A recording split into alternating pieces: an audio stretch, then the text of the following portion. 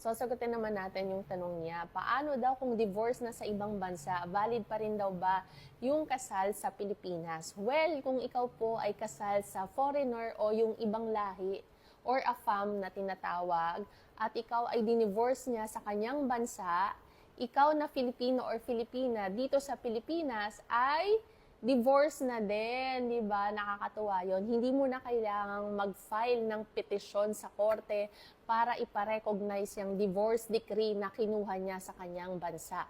Ang turing sa'yo dito sa Pilipinas ay divorce ka na din. Basta ha, yun nga, foreigner po o foreigner yung kumuha ng divorce doon sa bansa niya. Yun. So, divorce ka na.